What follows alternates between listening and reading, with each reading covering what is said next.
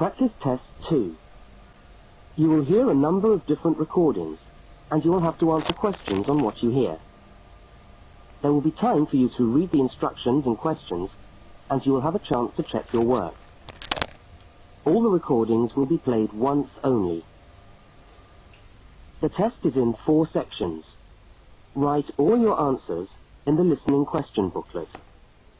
At the end of the test, you will be given 10 minutes to transfer your answers to an answer sheet. Now turn to section 1 of your question booklet.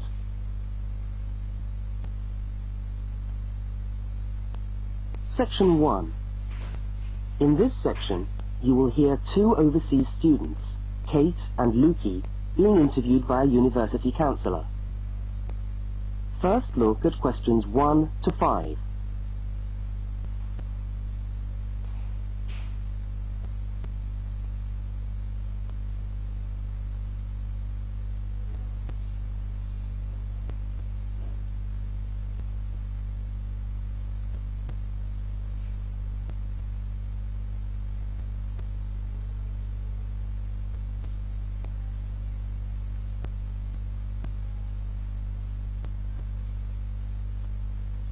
You will see that there is an example which has been done for you. On this occasion only, the conversation relating to the example will be played first.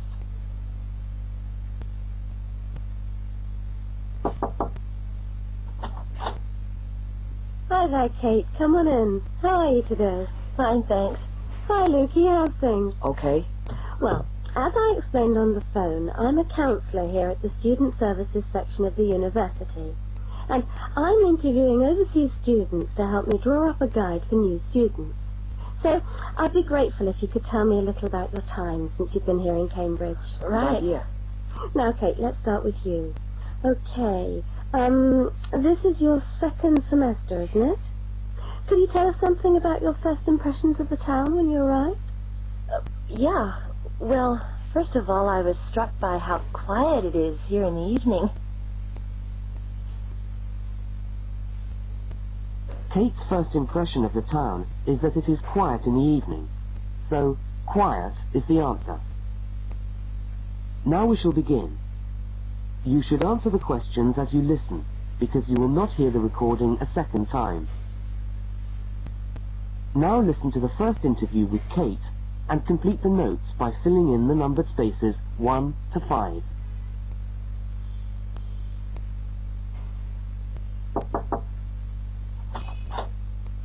Hi there, Kate. Come on in. How are you today? Fine, thanks. Hi, Lukey. How's things? Okay. Well, as I explained on the phone, I'm a counsellor here at the Student Services section of the university. And I'm interviewing overseas students to help me draw up a guide for new students. So I'd be grateful if you could tell me a little about your time since you've been here in Cambridge. Right. Yeah. Now, Kate, let's start with you. Okay. This is your 2nd semester, isn't it? Could you tell us something about your first impressions of the town when you arrived? Yeah. Well, first of all, I was struck by how quiet it is here in the evening. Yeah, I suppose Cambridge is a quiet place. Where did you live when you first arrived? Well, I went straight into student accommodation. It was a kind of student hostel. Ah, right. So, you didn't have to worry about doing your own cooking or anything like that? No, but sometimes I wished I had. The food at the hostel was awful. Oh, dear. But how were the other students? To be honest, I haven't managed to make many friends, even though the place is full. People seem to keep to themselves. They're not really very friendly. Oh, I'm sorry to hear that. Well, what about the actual course? You're studying, I'm doing a master's by coursework in environmental studies. Oh, right. And how are you finding that? Yeah, well, it's been pretty good, really. I've enjoyed the course, but I feel there hasn't been enough contact with the lecturers. Oh. They all seem to be incredibly busy. The only chance I've really had to talk to them was on the field trip. Well, that's no good. Mm-mm. Could anything be done to improve the course, in your opinion? Well, I think it would be helpful to have meetings with lecturers on the course. Say, once a fortnight. Something like that. Regular meetings. Yes, that could certainly help. Now, Kate, we'll come back to you in a minute, but I'd just like to ask Lucy some questions. Before they continue the interview, look at questions 6 to 10.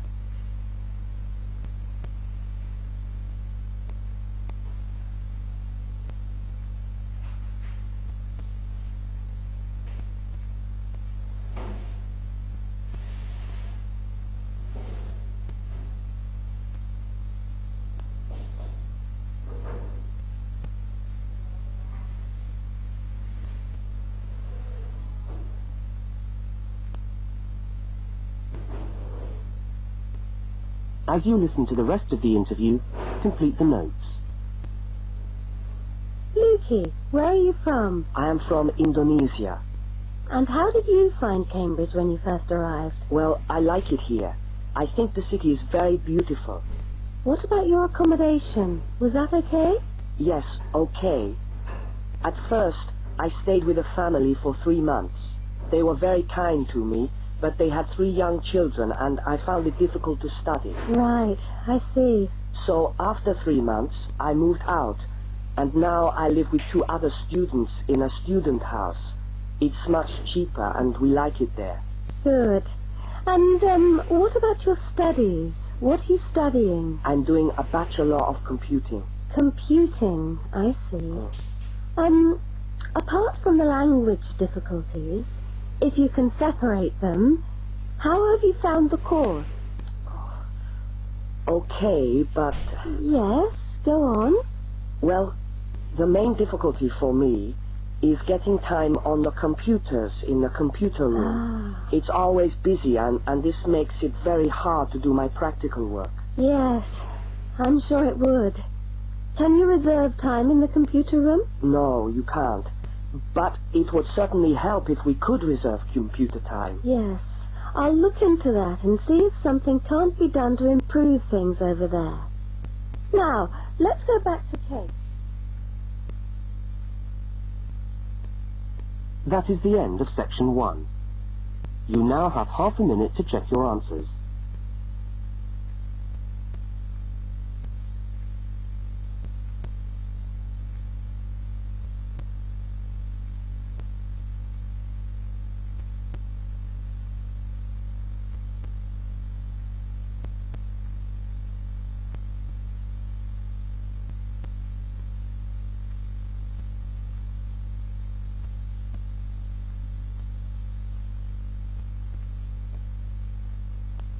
Now turn to section 2.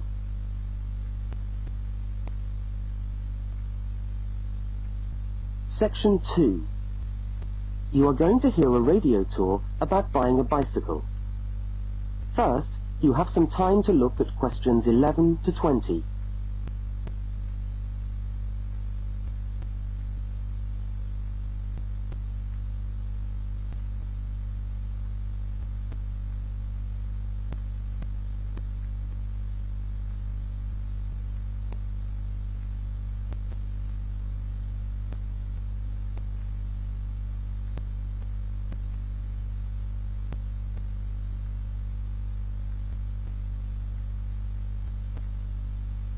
Now listen to the first part of the talk and complete the notes by filling in the numbered spaces 11 to 20. Well, last week we talked about buying camping equipment, and today I'd like to talk to you about buying a bicycle. A simple enough exercise, you might imagine, but there are lots of things to look out for to make sure you get the best deal for your money. Well, the range of bicycles is enormous. There are racing bikes, touring bikes, mountain bikes, or just plain ordinary bikes for riding around town. They vary enormously in 2 basic ways: price and quality. This means that the choice you make will probably be determined by the amount of money you want to pay, your own personal needs, what is actually available, or a compromise of all 3 things. However, in broad terms, you can spend anything from $50 to $2,000 on a bike, so you'll need to know what you're looking for. Single-speed cycles, that is bikes with no gears, are really only suited to short, casual rides. Their attraction is their simplicity and reliability, After years of neglect, they still manage to function, though not always too efficiently. If it's basic transport you're after, then you can't go wrong. 3-speed cycles, on the other hand, are all that is really necessary for most town riding, going to the shops and things like that. Like the single-speed bike, they're simple and reliable. If you are going to be going up and down lots of hills, then you'll probably want something more efficient. 5 and 10-speed bicycles are best suited to riding over long distances or hilly terrain and to serious touring. So if it's serious touring you're interested in, get a 5 or 10-speed bike.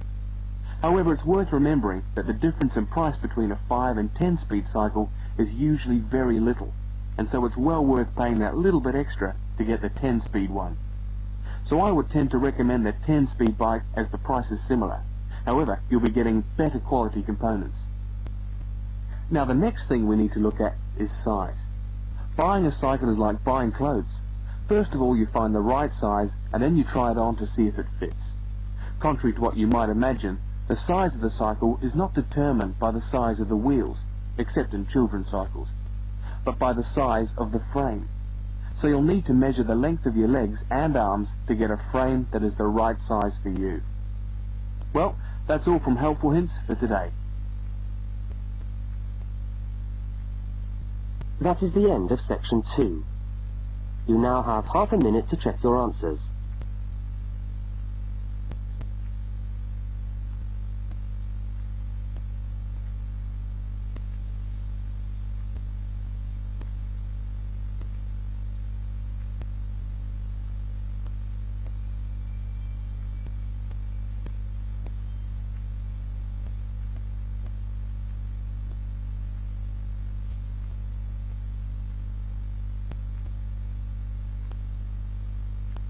Now turn to section 3.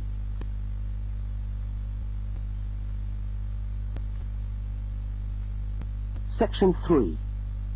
In this section, you will hear a conversation between 2 students, Fiona and Martin, talking about a tutorial topic. First, look at questions 21 to 24.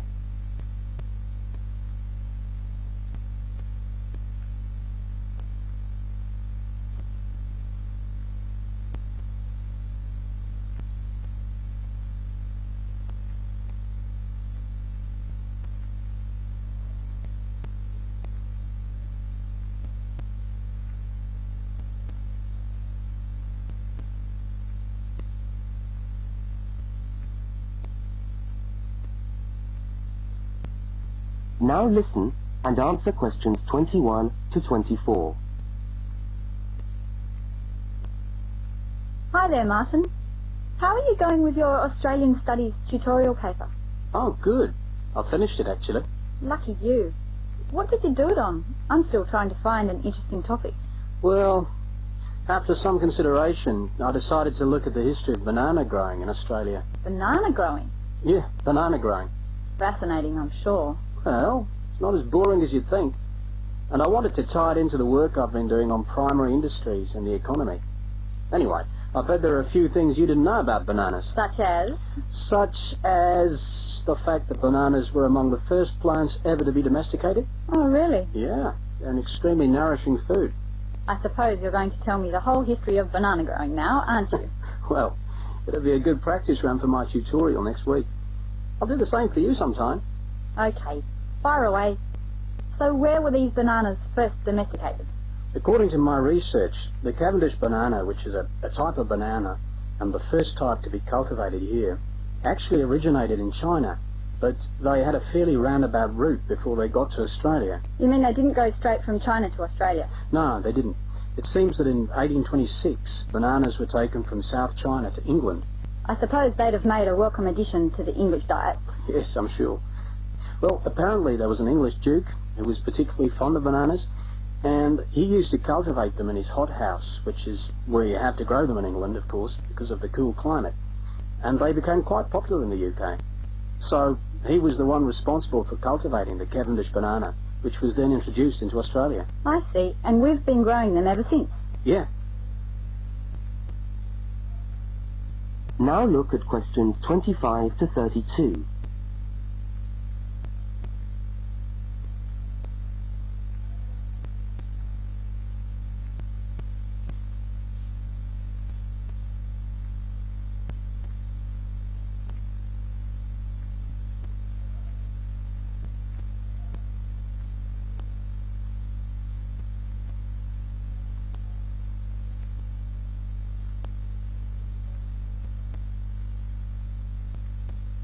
As the conversation continues, complete Martin's notes.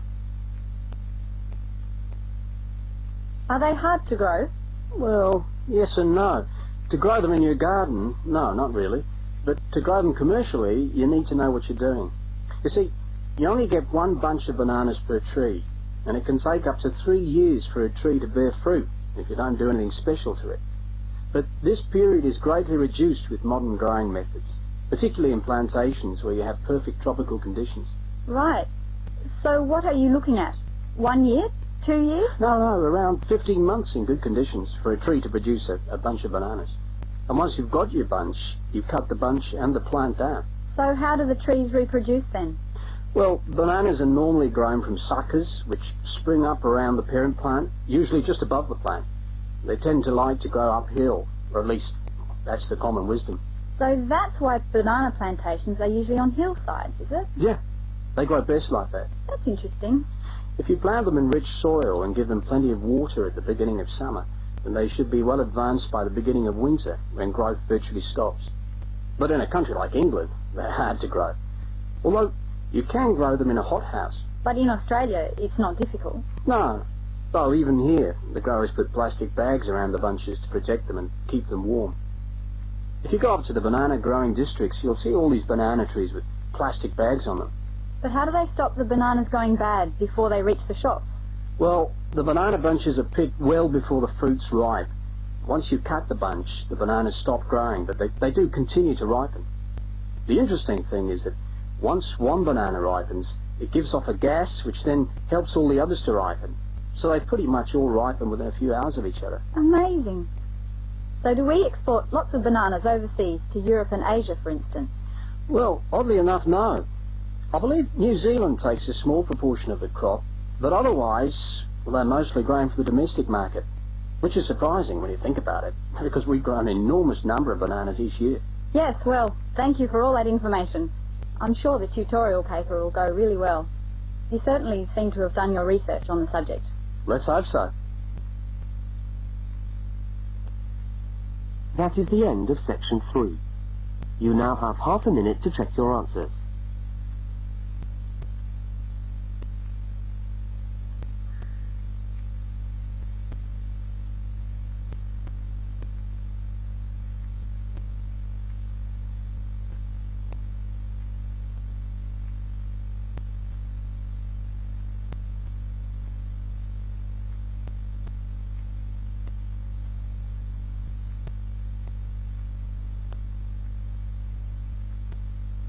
Now turn to section 4.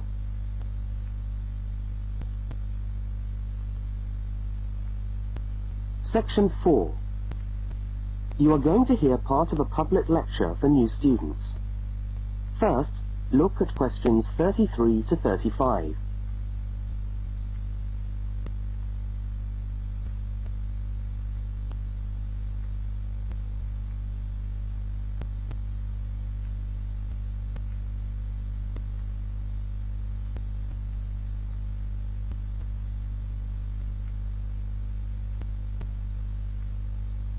Now listen and answer questions 33 to 35.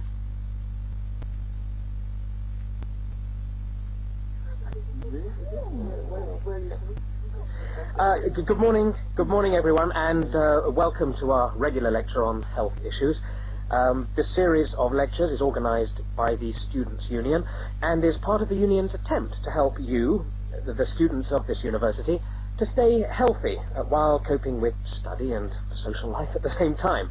So, it's a great pleasure for me to welcome back Ms. Diane Greenbaum, who is a professional dietitian and who has been kind enough to give up her time in what I know is a very hectic schedule to come along and talk to us today. Thank you. Thank you very much, John. May I say it's a pleasure to be back. Now, stresses at university, being away from home and having to look after yourselves, learning your way around the campus, all contribute to making it quite hard sometimes to ensure that your diet is adequate. So, today, I'm going to talk about ways of making sure that you eat well, while at the same time staying within your budget.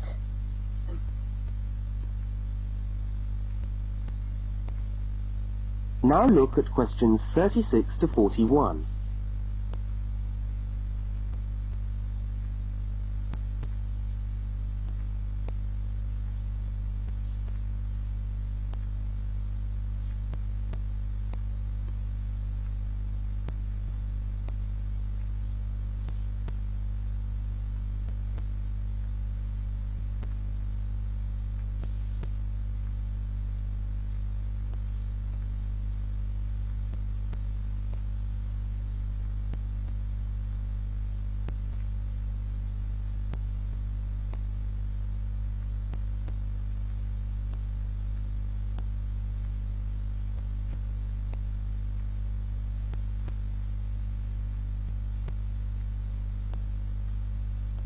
As you listen to the second part of the lecture, complete the notes and diagram in the spaces provided. If you have a well-balanced diet, then you should be getting all the vitamins that you need for normal daily living.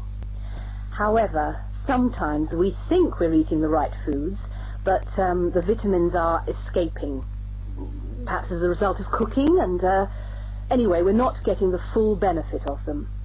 Now, if you lack vitamins in any way, the solution isn't to rush off and take vitamin pills, though they can sometimes help. No, it's far better to look at your diet and how you prepare your food.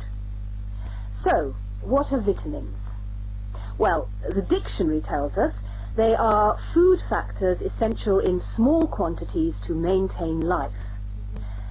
Now, there are fat-soluble vitamins which can be stored for quite some time by the body, and there are water-soluble vitamins which are removed more rapidly from the body, and so a regular daily intake of these ones is needed.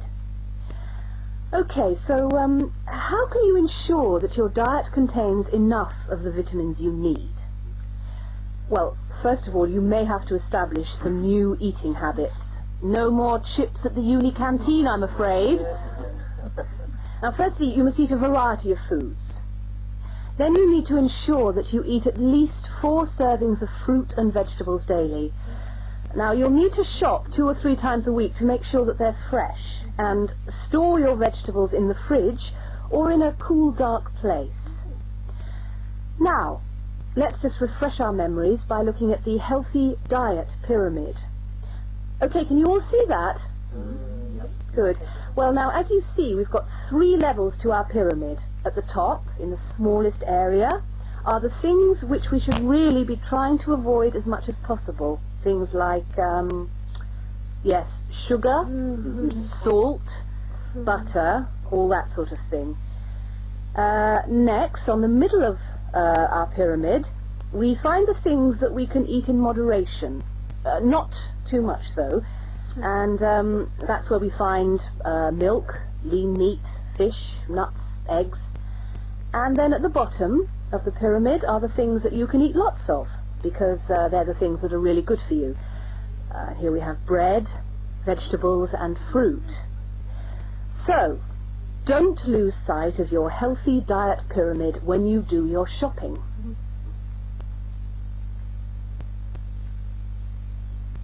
That is the end of section 4. You now have half a minute to check your answers.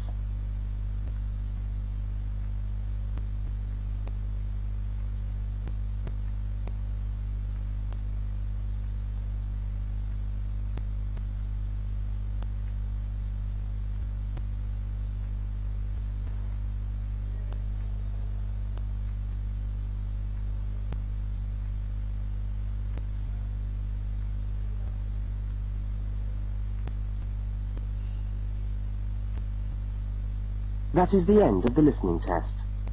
You now have 10 minutes to transfer your answers to the listening answer sheet.